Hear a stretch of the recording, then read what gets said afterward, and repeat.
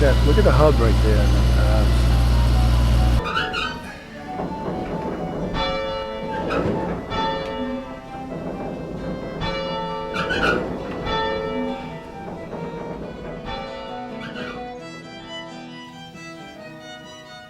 Here is the clock on the Unitarian Church before Restoration.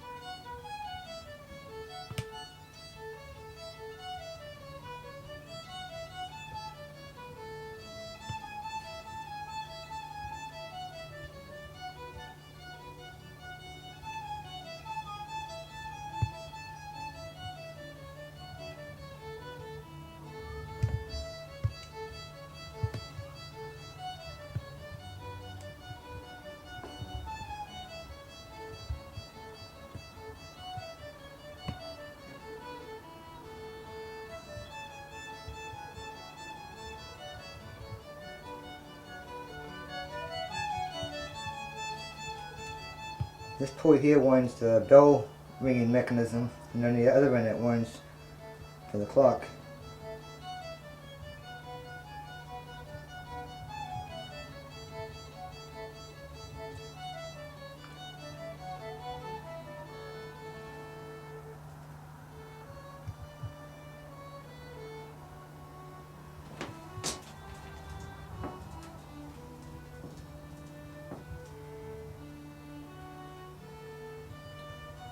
Here's the crank to I don't know, once a week, twice a week, somebody has to come up here and crank the weights up to run the clock.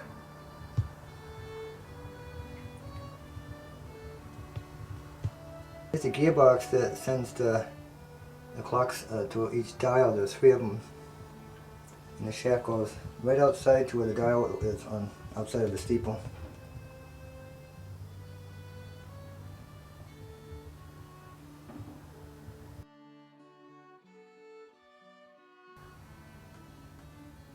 This is the shaft that goes to the front of the church.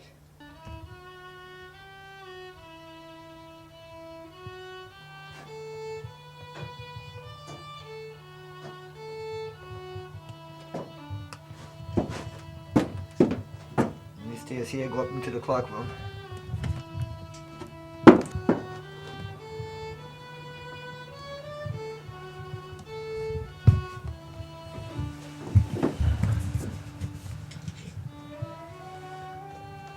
Well, I'm just starting to take apart the trains of the clock. We've disconnected the dials from the clock. We've disconnected the weight cables, and now I'm going to start taking all of the wheels off the trains and take them down to my truck. And everything's going very nicely, I should say, at this point.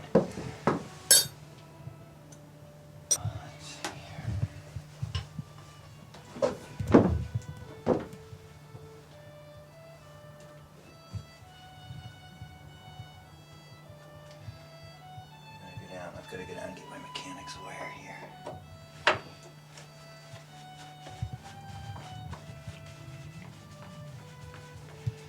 Take this guy off first, though.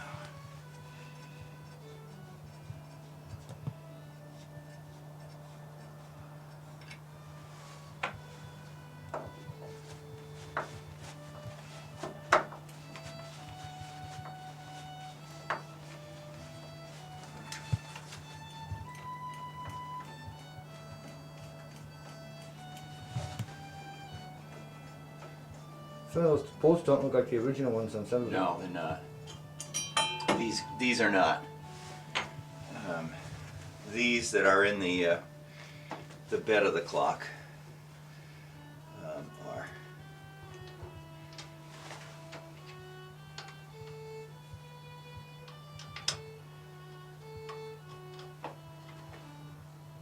And very often, although doesn't appear on this clock, but very often with these older pieces, they are the screws are specific to the holes. You know, they're matched. So I have to be real careful not to mix things up.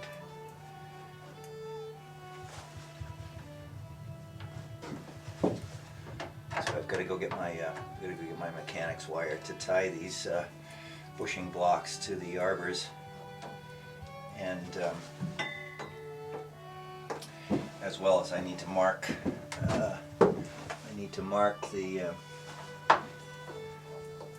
the bed to make sure that everything goes back down as it came up off.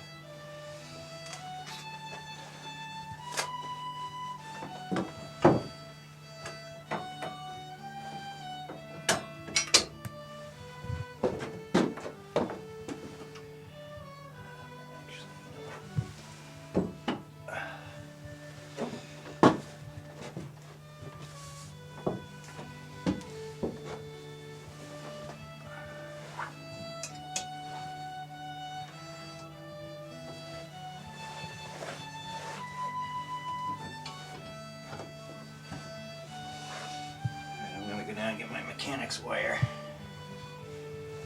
There really isn't that much to them. The people that the clockmakers that made them were just brilliant. When you think about the technology that we have today available to us, and the technology that they didn't have available to them then, it's just incredible that they were able to create something that was so reliable and so functional and worked so well. Just really, I'm always in awe. This guy lived between 1757 to 18. He was nearing the end of his life. I think he didn't live to 1820.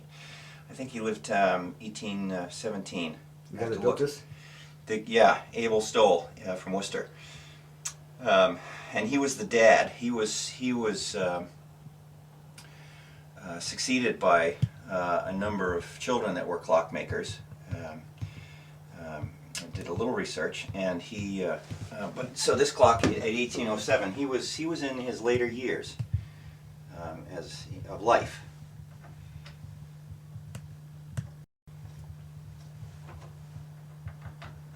Interesting that the rails of this clock are wood with the steel tracks on the top for the bed. Very interesting.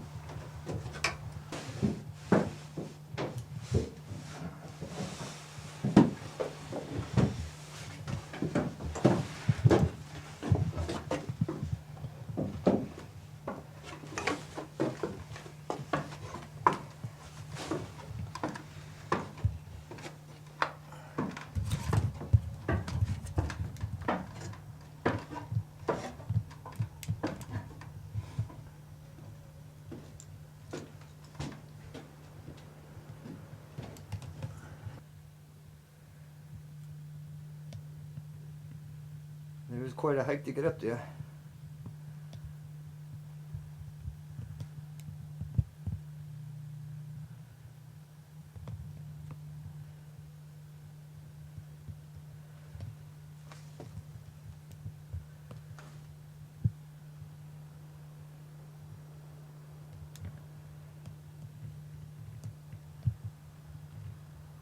But with watch work, you need to have a repository of parts, and that's something that's only acquired after years of buying new old stock because nobody's in business anymore. Yeah, I have the pocket watch that I have was my great-grandfather's. From New York City. He was the principal architect for the Grand Central Station from the firm Warren and Wetmore. My grandfather's Whitney Warren. I'm here testing the time train. We don't have the great wheel hooked up yet. It's not back yet from the machine shop. But I've got the time train, the second, third, and escape wheel set up, and it's fully functional, and it's got good impulse in that if if you look at the crutch down here, you can see it quiver every time it gets an impulse, and that's what keeps the pendulum running, going back and forth. I've gotten all the pins straight on the pinwheel. There were a few that were bent. There were two that were very loose. I had to tighten those. But it's all in real good shape now. So this time train at this point is together and everything is tight. Now I'm in the strike train on this third wheel. The 3 of the 4 hold-down screws, the original screws, were missing, and there were wood screws holding things in place, but the wood screws don't hold bushing blocks nearly tight enough. So I made new screws, and I have retapped the holes to accept the threads. Like clockwork. Just like clockwork, as they say in the business.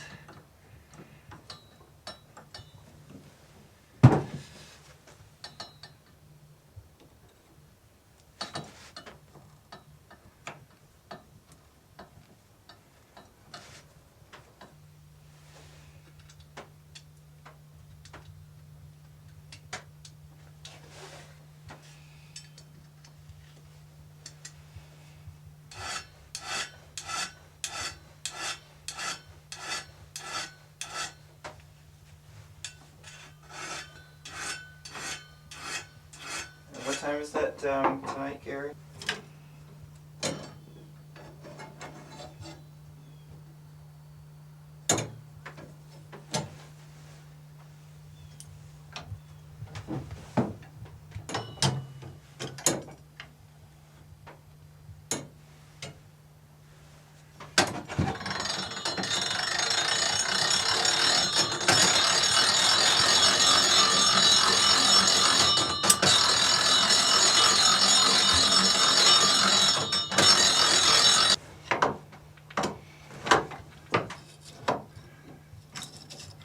So this is the shaft that goes to the southern face of the clock. Correct.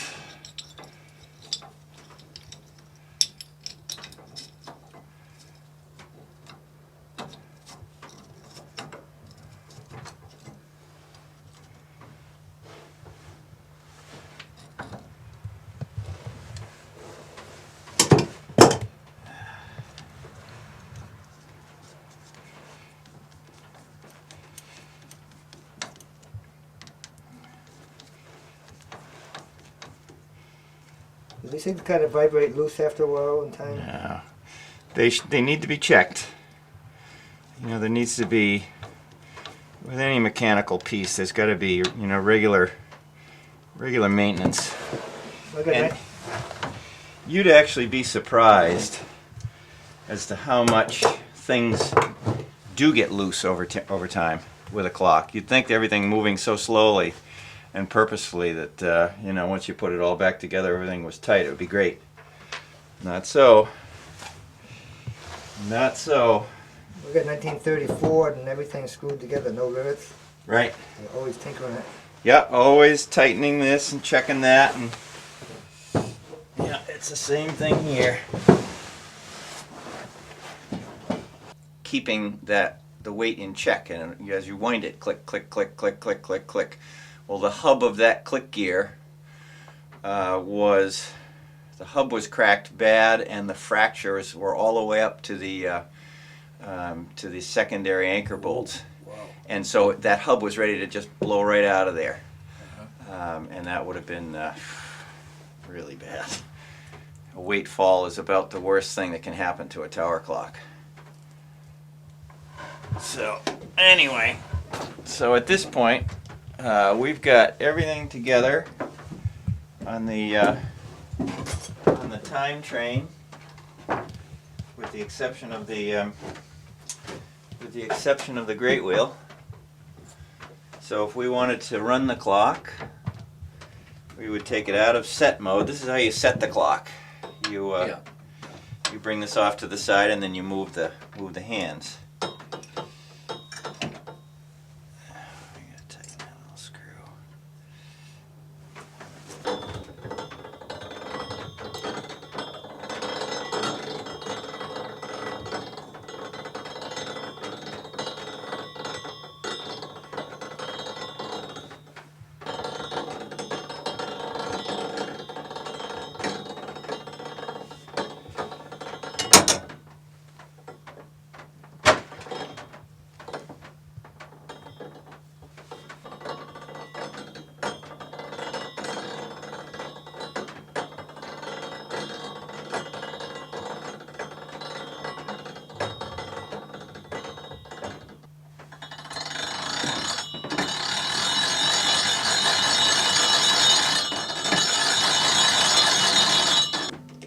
Adjust that bell to get it so it just touches it.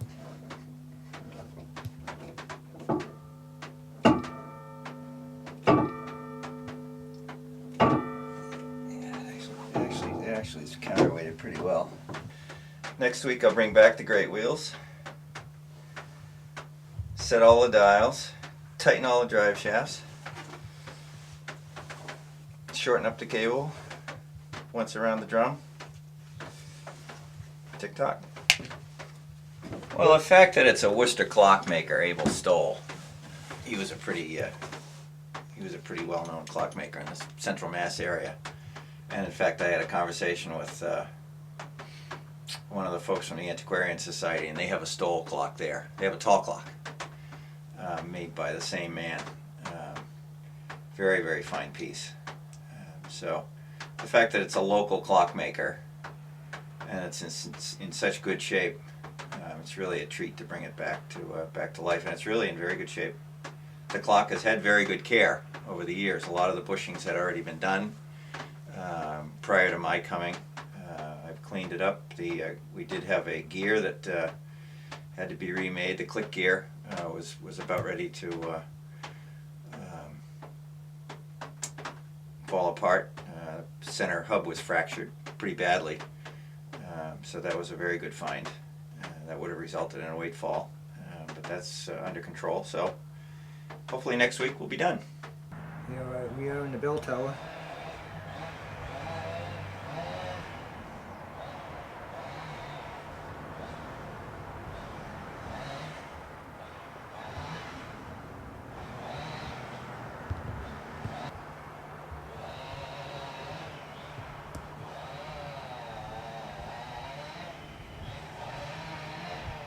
$18.33.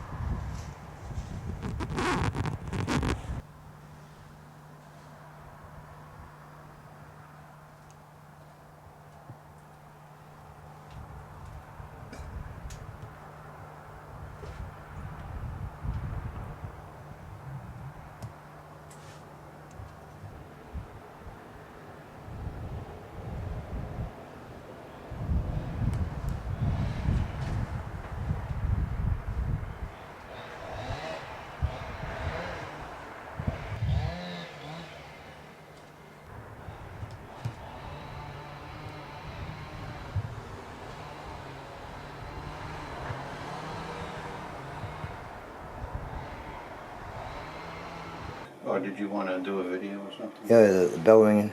Yeah, it's going to go any second. Here we go.